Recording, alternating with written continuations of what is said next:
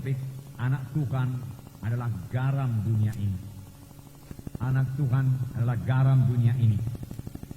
Ini tertulis di dalam Matius 5 ayat 13. Di mana dikatakan kamu adalah garam dunia. Jika garam itu menjadi tawar, dengan apakah ia diasinkan? Tidak ada lagi gunanya selain dibuang dan diinjak orang. Adakah saudara membawa Alkitab saudara? Mari kita baca bersama-sama. Matius 5 ayat 13. Kamu adalah garam dunia. Jika garam menjadi tawar, dengan apakah ia diasinkan? Tidak ada lagi gunanya selain dibuang dan diinjak orang. Mari kita ganti kamu dengan saya. Saya adalah garam dunia. Jika garam itu menjadi tawar, dengan apakah ia diasinkan? Tidak ada lagi gunanya selain dibuang dan diinjak orang. Tuhan Yesus sendiri mengucapkan perkataan ini. Memang perkataan ini pada waktu diucapkan Tuhan Yesus pada ke-12 orang muridnya. Boleh jadi beberapa orang lain lagi murid-muridnya yang berada di sekitar Tuhan Yesus. Tapi saya percaya ini berlaku bagi semua anak-anak Tuhan pada segala zaman. Yaitu kamu adalah garam dunia. Saudara adalah garam dunia. Saya adalah garam dunia ini. Jadi saudaraku, kita diselamatkan Tuhan supaya kita menjadi garam dalam dunia ini. Garam yang mengubahkan dunia ini. Jadi kita sebagai orang Kristen bukannya sekedar kebaktian minggu saja, tiap-tiap minggu. Boleh jadi kebaktian KKS pada hari Rabu. Kemudian kita memberikan sedikit persembahan kita dan berdoa sedikit, terutama buat diri kita. Berkati saya Tuhan jika saya berhasil, dan kalau kita sakit kita berdoa, sembuhkan saya Tuhan. Saudaraku, itu doa yang mula-mula pada waktu kita diselamatkan. Tuhan mau doa kita juga bertambah-tambah dalam, bertambah-tambah luas, dan bertambah-tambah intim dengan Tuhan. Amin, saudara. Sebab dalam doa itu kita bersekutu dengan Tuhan. Seharusnya persekutuan kita itu bertambah hari, bertambah intim dengan Tuhan. Sehingga kita mengerti, menyambut maksud Tuhan. Sehingga kita mengerti bagaimana kita harus berdoa kepada Tuhan turut dengan kehendak Tuhan, saudaraku. Saudara, jadi fungsi kita, peran kita dalam dunia ini sebagai garam. Garam yang membawa berkat bagi dunia ini. Saudara berkata, bisakah kami membawa berkat bagi dunia yang jahat ini, bagi dunia yang gelap ini? Firman Tuhan tetap berlaku. Kamu adalah garam dalam dunia ini. Garam itu, saudaraku, membawa rasa, memberikan rasa yang baik, sehingga makanan itu bisa dimakan. Demikianlah keadaan kita dalam dunia ini. Walaupun dunia ini penuh dengan dosa, kita harus sebagai garam dalam dunia ini. Penuh dengan kekejaman, kita harus sebagai garam dalam dunia ini. Dunia ini sudah mementingkan diri sendiri, kita harus sebagai garam dalam dunia ini. Sebagai garam dalam dunia ini.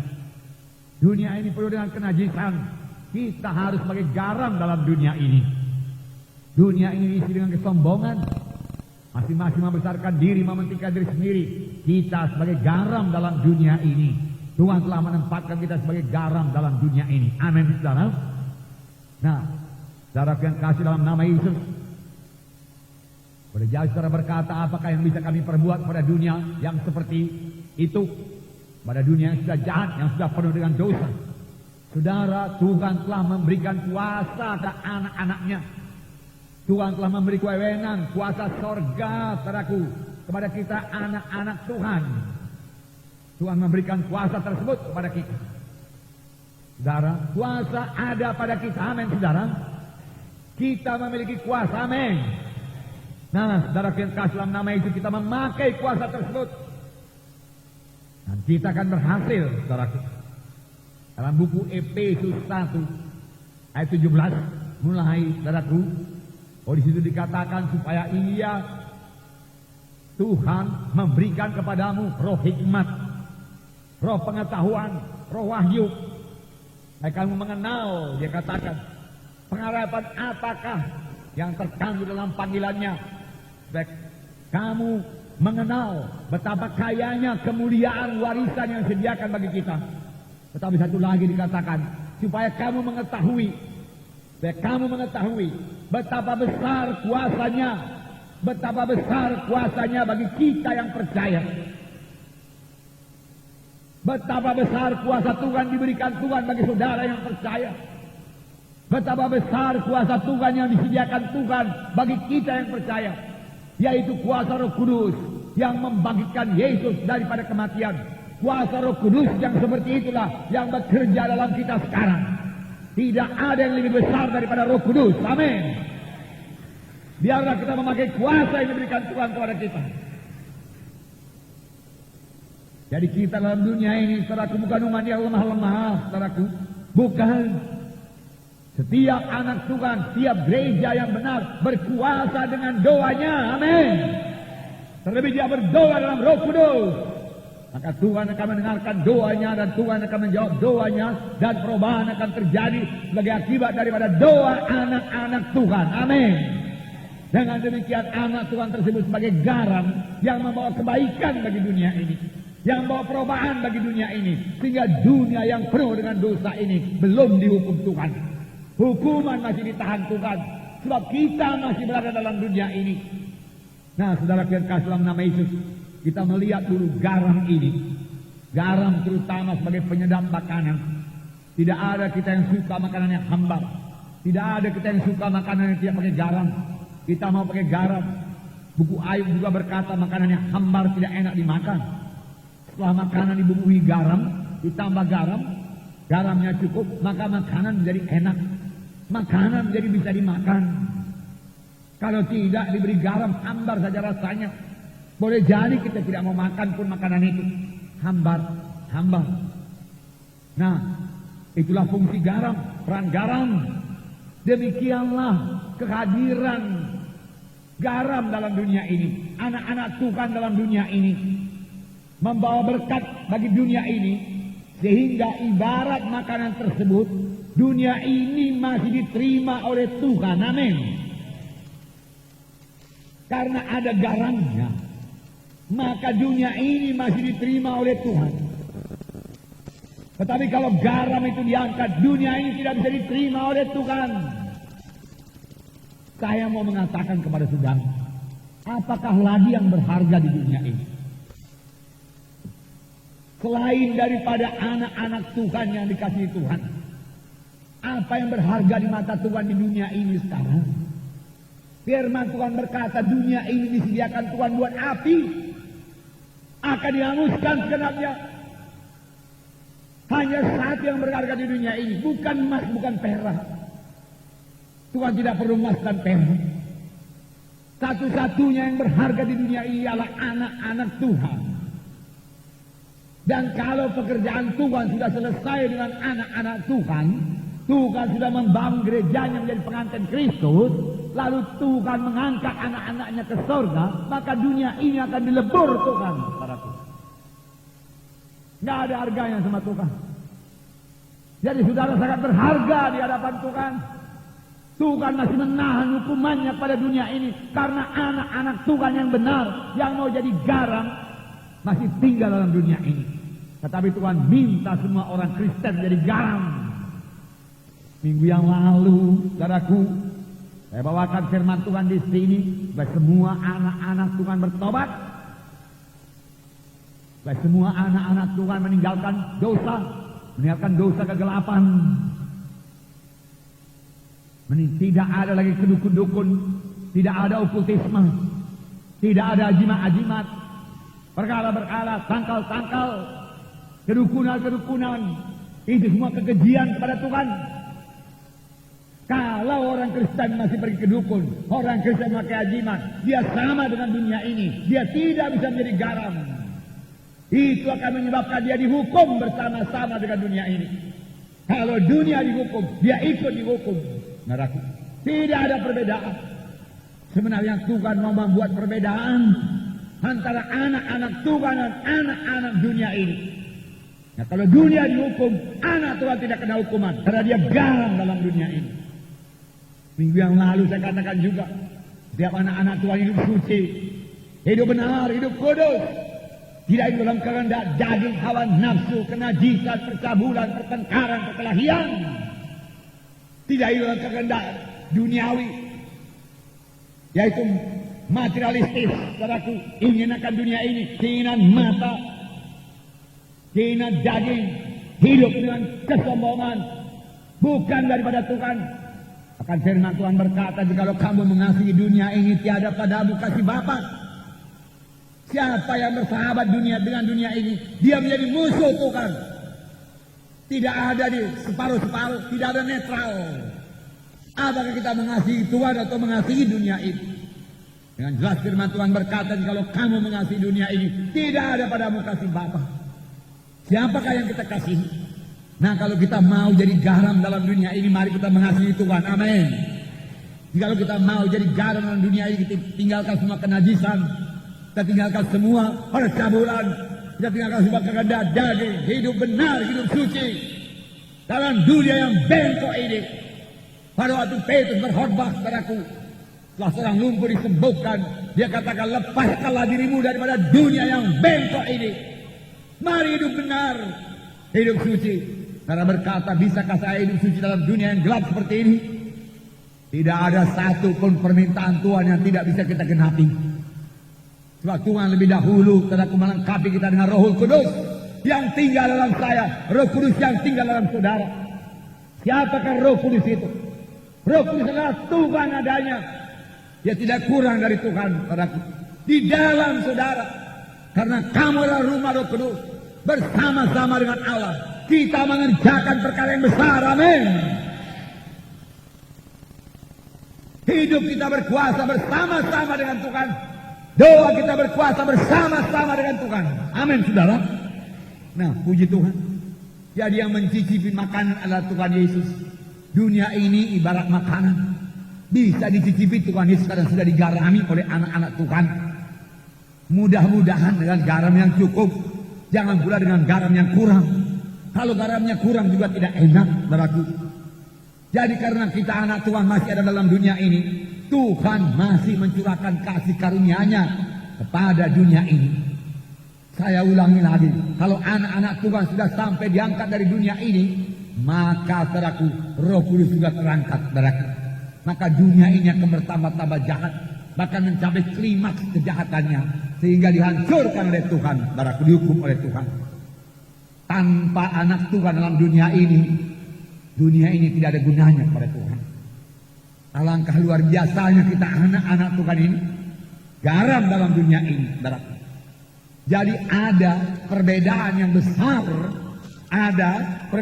besar, karena kehadiran anak Tuhan dalam dunia ini. Ada perbedaan yang besar terjadi karena gereja yang benar masih ada dalam dunia ini, saudaraku. Dalam Kejadian 18 ayat 16. Kejadian 18 ayat 16 sampai 33. Saya bacakan pada saudara, lihat Alkitab saudara. Kejadian pasal 18 ayat 16 mulai sampai 33. Ini mengenai Abraham. Dengarkan firman Tuhan ini. Dan saudara pasti menerima berkat daripadanya. Lalu berangkatlah orang-orang itu dari situ dan memandang ke arah Sodom, dan Abraham berjalan bersama-sama dengan mereka untuk mengantarkan mereka. Berpikirlah Tuhan, apakah aku akan menyembunyikan kepada Abraham apa yang hendak kulakukan? Bukankah sesungguhnya Abraham akan menjadi bangsa yang besar serta berkuasa, dan oleh dia segala bangsa di bumi akan mendapat berkat? Sebab aku telah memilih dia supaya diperintahkannya kepada anak-anaknya dan kepada keturunannya, supaya tetap hidup menurut jalan yang ditunjukkan Tuhan kepadanya, dengan melakukan kebenaran dan keadilan, supaya Tuhan memenuhi kepada Abraham apa yang dijanjikannya kepadanya. Ayat ini dimulai dengan berkata, Tuhan berpikir. Tuhan kita Tuhan yang berpikir. Tuhan kita Tuhan yang hidup. Dia bisa berpikir, dia bisa memutuskan. Dia sangat kreatif. Dia mengenal Abraham. Tuhan berpikir, apakah aku akan menyembunyikan kepada Abraham apa yang hendak kulakukan? Bukankah dia bangsa pilihanku? Aku harus memberitahu kepadanya apa yang akan kulakukan. Saudaraku, dialah Tuhan yang tidak berubah. Saya yakin dia masih berpikir demikian kepada bangsa pilihannya. Siapakah bangsa pilihan Tuhan sekarang ini? Kamulah bangsa pilihan Tuhan, buku 1 Petrus berkata. Kamulah imam-imam yang berkerajaan. Luar biasa kedudukan kita. Darah bangsa pilihan Tuhan, orang-orang yang dipilih Tuhan, kita bersyukur kepada Tuhan. Karena dipilih eklesia, berarti ada yang tidak dipilih. Ada yang tidak dipilih. Kita bersyukur sudah dipilih Tuhan, keselamatan, anugerah, haleluya. Apakah aku akan menyembunyikan apa-apa daripada Abraham? Dia bangsa pilihanku. Aku tidak akan menyembunyikan apa-apa kepadanya. Aku menerangkan jalanku kepadanya. Bukankah ia telah kupilih supaya diperintahkannya kepada anak-anaknya dan kepada keturunannya, supaya tetap hidup menurut jalan yang ditunjukkan Tuhan dengan melakukan kebenaran dan keadilan, supaya Tuhan memenuhi kepada Abraham apa yang dijanjikannya kepadanya. Ini satu perkara lagi. Yang pertama tadi, Tuhan mau memberitahukan banyak perkara kepada bangsa pilihannya. Tuhan mau menceritakan perkara-perkara rohani, membukakan rahasia-rahasia rohani kepada bangsa pilihannya, kepada saudara dan saya. Tetapi mengapa pengertian kita masih kurangkan perkara-perkara rohani? Karena kita kurang mencarinya sungguh-sungguh, kurang merindukannya sungguh-sungguh, kurang minta sungguh-sungguh hikmat daripada Tuhan untuk mengenal Dia dengan benar. Pikiran kita kebanyakan dipenuhi oleh dunia ini. Marilah kita bertobat supaya kita mendengar suara Tuhan. Karena sebenarnya Tuhan mau banyak-banyak bicara kepada anak-anaknya. Kalau anak-anaknya, kalau bangsa pilihannya mau mendengarkan Dia. Amin. Aku tidak mau menyembunyikan, Tuhan berkata. Biarlah kita kayakan pengertian-pengertian rohani. Pengertian rohani yang benar, saudaraku. Karena tidak dapat dimengerti oleh pikiran akal manusia ini. Itu merupakan wahyu. Itu merupakan suara Tuhan yang diberikan pada kita. Lalu kita mengerti jalan Tuhan. Mengenal Tuhan lebih dalam lagi. Amin. Biarlah pengenalan kita akan Tuhan bertambah hari, bertambah dalam. Tidak demikian saja. Saya mau mengenal anak saya bertambah hari, bertambah dalam. Anak saya perlu mengenal saya bertambah hari, bertambah dalam. Demikian kita kepada Tuhan. Amin, saudara. Lalu Tuhan berkata, sebab aku telah memilih dia supaya diperintahkannya kepada anak-anaknya dan keturunannya, supaya dia mematuhi segala peraturan-peraturan yang kuberikan kepadanya, supaya aku menggenapkan janji-janjiku kepadanya. Apakah artinya ini? Rupanya segenap janji-janji Tuhan itu mempunyai syarat. Tuhan pasti mengenapkan janjinya. Tapi kepada Abraham diminta oleh Tuhan, apakah diminta oleh Tuhan? Supaya Abraham menuruti peraturan-peraturan Tuhan, hukum-hukum Tuhan. Diperintahkannya kepada anak-anaknya mematuhi hukum-hukum Tuhan, dan keturunannya mematuhi hukum-hukum Tuhan, supaya aku menggenapkan semua perjanjianku kepadanya. Apakah perjanjian Tuhan? Aku akan menjadikan kau bangsa yang besar. Daripadamu akan terbit seorang juru selamat. Segala bangsa di bumi akan menerima berkat daripadamu. Siapa yang memberkati engkau akan kuberkati. Akan kuberkati. Siapa yang mengutuk engkau akan kutuki. Engkau akan menjadi berkat. Segala bangsa di bumi akan menerima berkat daripadamu. Panjang umur, sehat kuat, mewarisi hidup yang kekal. Itu semua janji-janji Tuhan kepada Abraham. Tetapi engkau harus mematuhi peraturanku. Harus kuajarkan kepada anak-anakmu dan kepada keturunanmu supaya mematuhi aku. Maka aku akan memenuhi segala janjiku, menggenapi segala janjiku kepadamu, Tuhan berkata. Amin, saudara. Jadi bersyarat. Demikian sekarang ini. Jikalau kamu sungguh-sungguh mendengarkan suara Tuhan Allahmu, jikalau dikatakan, kamu sungguh-sungguh mendengarkan suara Tuhan Allahmu dan berbuat barang yang berkenan kepadanya, maka dari segala penyakit Mesir satu pun tidak kutimpakan padamu, karena akulah Tuhan Yehova Rafa. Tidak ada satu penyakit yang menimpa anak-anak Tuhan jika kamu sungguh-sungguh menuruti firman-Ku dan berbuat apa yang berkenan kepadaku. Tidak ada jalan penyakit menjamah kita. Amin. Nah, firman Tuhan dia dan amin. Kemudian saya baca terus. Sesudah itu berfirmanlah Tuhan. Ayat 20. Sesudah itu berfirmanlah Tuhan. Sesungguhnya banyak keluh kesah orang tentang Sodom Gomora. Sesungguhnya sangat berat dosanya. Baiklah aku turun untuk melihat apakah benar-benar mereka telah berkelakuan seperti keluh kesah orang yang telah sampai kepada aku atau tidak, aku hendak mengetahuinya. Lalu berpalinglah orang-orang itu dari situ dan berjalan ke Sodom, tetapi Abraham masih tetap berdiri di hadapan Tuhan. Abraham datang mendekat dan berkata, apakah engkau akan melenyapkan orang benar bersama-sama dengan orang fasik? Bagaimanakah sekiranya ada 50 orang benar dalam kota itu? Apakah engkau akan melenyapkan tempat itu? Dan tidakkah engkau mengampuninya karena ke-50 orang benar yang ada di dalamnya itu? Jauhlah kiranya daripadamu untuk berbuat demikian, membunuh orang benar bersama-sama dengan orang fasik, sehingga orang benar itu seolah-olah sama dengan orang fasik. Jauhlah kiranya yang demikian daripadamu. Masakan hakim segenap bumi tidak menghukum dengan adil? Tuhan berfirman, jika kudapati 50 orang benar dalam kota Sodom, aku akan mengampuni seluruh tempat itu karena mereka. Kita belajar satu prinsip Tuhan. Karena saudaraku, Abraham begitu intim dengan Tuhan. Dia bisa berkata-kata dengan Tuhan. Itulah doa. Makanya saya mau doa saudara jangan mengucapkan perkataan saja. Doa saudara bersekutu dengan Tuhan. Dan bertambah lama saudara berdoa, bertambah dekat dengan Tuhan. Amin. Bertambah lama saudara berdoa, bertambah mendengar suara Tuhan. Amin. Ini sebabnya saya suka berdoa dalam bahasa roh. Karena dengan berdoa dalam bahasa roh, saya mengatakan banyak perkara dengan Tuhan. Saya berkata-kata dengan Tuhan. Saudaraku, demikian juga saudara. Jadi bahasa roh bukan suara yang keluar, asal keluar saja. Saudaraku, itulah persekutuan kita dengan Tuhan. Abraham intim dengan Tuhan. Dia berjalan bersama-sama dengan Tuhan. Boleh jadi secara badani, Tuhan tidak menyatakan dirinya secara badani, Tuhan itu roh adanya. Kita tidak bisa berjalan sebagaimana Abraham di samping Tuhan. Saya bayang-bayangkan demikian adanya. Tetapi kita masih bisa berjalan bersama-sama dengan Tuhan, bersama-sama dengan Roh Kudus, dan mendengar suara Tuhan sepanjang hidup kita. Amin. Domba-dombaku mendengar suaraku, firman Tuhan berkata. Jangan heran, dan jangan bantah firman Tuhan ini. Lebih baik saudara cari persekutuan yang intim dengan Tuhan. Aku mau intim dengan Engkau Tuhan, aku mau mendengar suaramu, aku mau mengerti maksudmu Tuhan.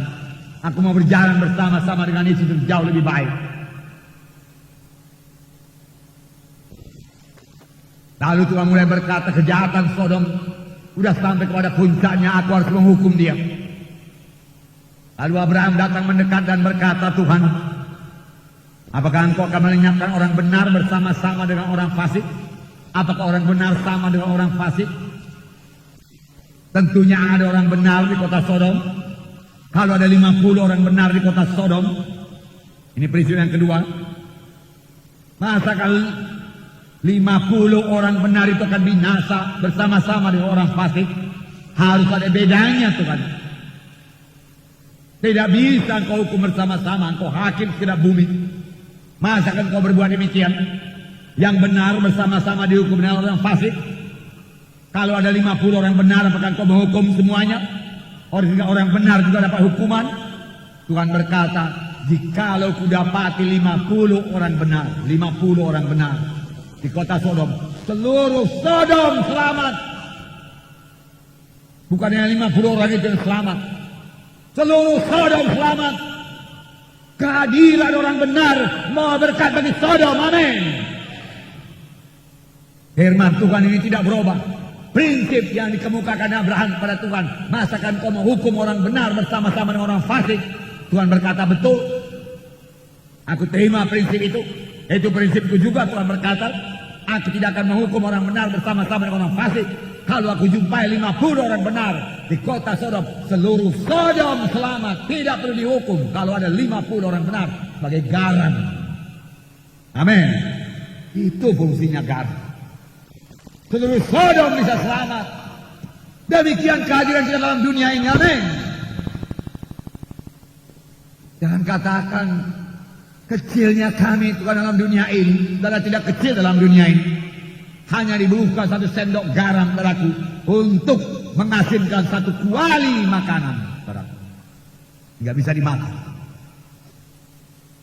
Itu sebabnya 50 saja Tuhan berkata, sudah cukup. Tetapi Abraham masih bimbang. Abraham bukan bimbang kepada kuasa Tuhan. Dia tidak bimbang pada kuasa Tuhan. Abraham tidak bimbang bahwasanya Tuhan pasti mengenapkan janjinya. Abraham tidak bimbang di situ. Yang dibimbangkan Abraham, apakah ada 50 apa tidak? Mungkin kurang 50, oleh sebab itu dia berdoa lagi. Ayat 27. Abraham menyaut, sesungguhnya aku telah memberanikan diri berkata kepada Tuhan, walaupun aku debu dan abu, sekiranya kurang 5 orang dari ke-50 orang benar itu, apakah engkau akan memusnahkan seluruh kota itu karena yang 5 itu? Firman-Nya, aku tidak akan memusnahkannya, aku dapati 45 di sana. Betapa baiknya Tuhan.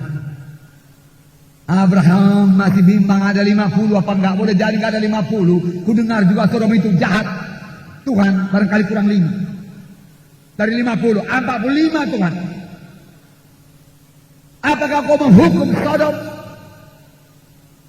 dan orang benar karena yang 45 cuma? Tuhan berkata,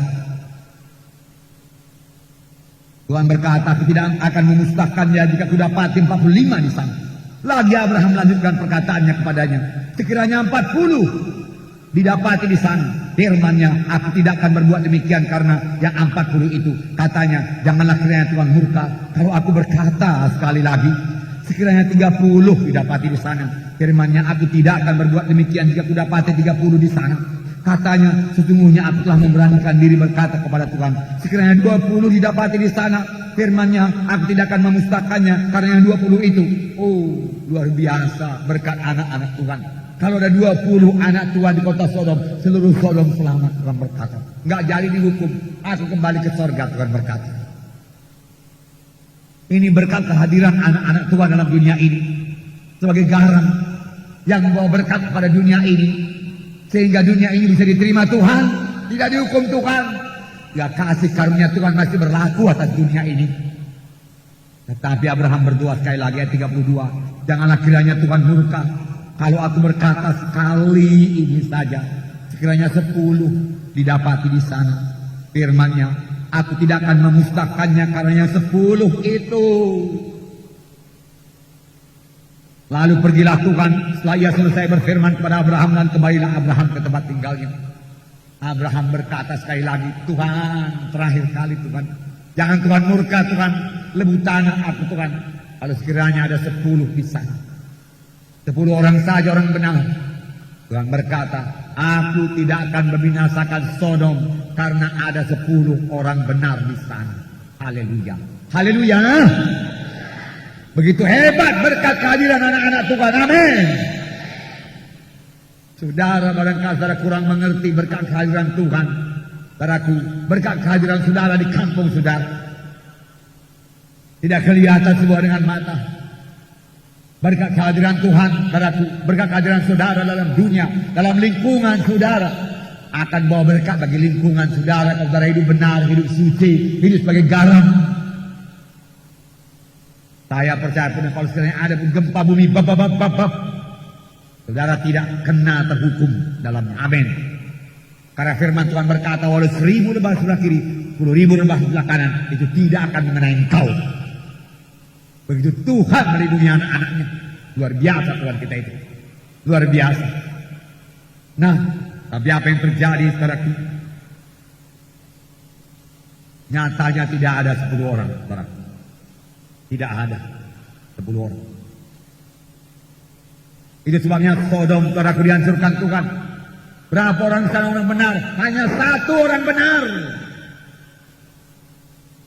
Saya tidak tahu apakah jawaban Tuhan sekiranya Abraham berdoa sekali lagi, Tuhan, kalau ada 1 orang benar, Tuhan. Tetapi Abraham tidak menyampaikan doa yang seperti itu. Sudah jadi Abraham juga sudah merasa patutlah dihukum. Kalau tidak ada 10 orang pun di sana sudah patutlah dihukum. Saudara yang kasih dalam nama Yesus, biarlah kita mengerti prinsip ini. Biarlah kita mengerti hal ini, saudaraku. Ini berarti bahwasanya hukuman Tuhan atas orang fasik tidak akan jadi ditimpakan Tuhan kalau di tengah-tengah mereka masih terdapat sejumlah anak-anak Tuhan yang menjadi terang Tuhan, yang menjadi garam. Ini berarti hukuman Tuhan bagi orang fasik, bagi orang jahat, yang seharusnya harus dihukum tidak jadi. Kalau di tengah-tengah mereka masih terdapat sejumlah kecil orang percaya yang berdiri sebagai garam dalam dunia ini. Amin. Luar biasa anak-anak Tuhan. Sodom tidak akan dihancurkan Tuhan kalau di sana didapati 10 orang benar. Ya. Tetapi anehnya di dunia ini orang Kristen masih dianiaya. Padahal dia yang bawa berkat. Namun banyak orang tidak mengerti. Orang Kristen pun banyak tidak mengerti bahwasanya kehadirannya di muka bumi ini, kehadiran setiap anak Tuhan yang penuh dengan Roh Kudus di muka bumi ini dapat menahan kejahatan, dapat menahan murka Tuhan juga. Banyak anak Tuhan tidak mengerti. Itu sebabnya kiranya Tuhan mengaruniakan kepada kita roh hikmat dan pengertian yang dalam dari Tuhan, sehingga kita mengenal jalan Tuhan, kehendak Tuhan, prinsip Tuhan. Hanya Roh Kudus yang bisa memberikan hikmat itu kepada kita. Hikmat Tuhan tidak dapat ditangkap dengan akal pikiran manusia, dengan intelektual manusia ini, walau dia sarjana S1, S2 sekalipun. Hikmat Tuhan hanya bisa kita peroleh berdasarkan wahyu yang diberikan Tuhan kepada kita, karena Roh Kudus membukakan pengertian kepada kita. Amin. Oleh sebab itu kita perlu rendah hati, merasa diri kita kurang hikmat, lalu kita berdoa kepada Tuhan mohon hikmat daripada Tuhan, dan kita mengerti jalan Tuhan. Tapi sekiranya pun anak dianiaya, jangan membalas.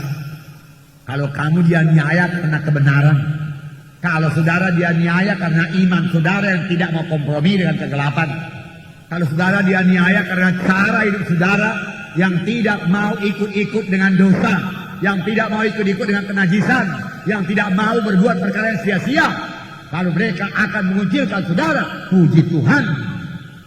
Memang untuk itulah kita dipanggil. Firman Tuhan berkata, janganlah kamu serupa dengan dunia ini. Firman Tuhan berkata lebih jauh, berbahagialah kamu apabila kamu dianiaya karena kebenaran. Berbahagia, satu kehormatan, karena kita tidak kompromi, karena kita membela Tuhan di dunia ini. Amin. Dalam Mazmur 91 ayat 7 dan 8.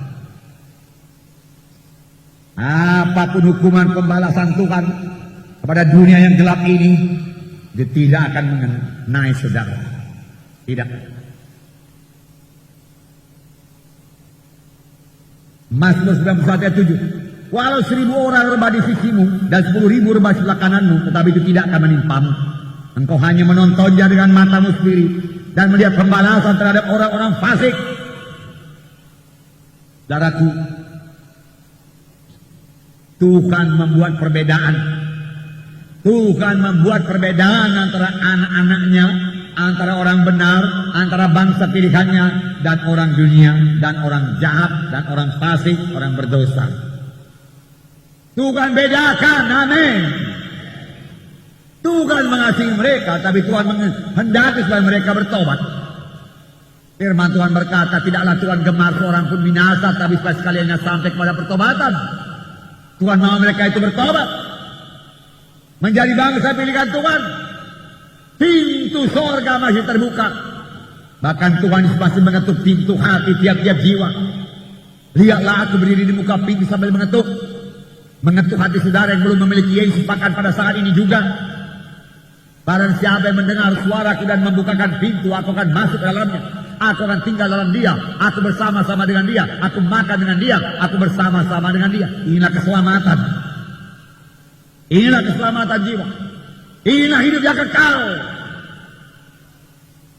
yaitu Yesus dalam hati saudara. Amin. Pastikan Yesus ada dalam saudara. Ini akhir zaman. Gereja anak-anak pun tidak menyelamatkan saudara. Gereja GKI tidak menyelamatkan saudara. Tuhan Yesus yang dalam hati saudara yang menyelamatkan saudara. Bukan Tuhan Yesus yang di luar hati saudara. Bukan Tuhan Yesus yang dalam hati orang lain yang menyelamatkan saudara.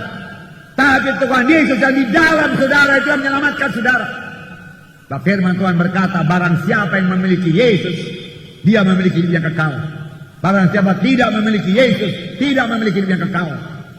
Sudahkah saudara memiliki Yesus, memiliki Roh Kudus dalam hati saudara? Pastikan pada hari ini dan genapkan firman Tuhan dalam hidup saudara. Jangan tanggung-tanggung mengikut Tuhan pada akhir zaman ini. Tidak ada lebih penting daripada keselamatan jiwa. Firman Tuhan berkata, apakah untungnya kepada seorang dia beroleh senang dunia ini tapi jiwanya binasa? Kalau binasa tubuh saja, tetapi jiwa selamat, di dalam begitu besar persoalannya, saudaraku. Pada waktu kita mati, kita bertemu dengan Tuhan, masuk ke sorga. Tetapi tanpa Yesus dalam hati kita, pada waktu kita meninggalkan dunia ini, kita bertemu dengan neraka yang kekal selama-lamanya, selama-lamanya. Sebabnya Matius 6 ayat 33 berkata, carilah dahulu kerajaan Allah dan kebenaran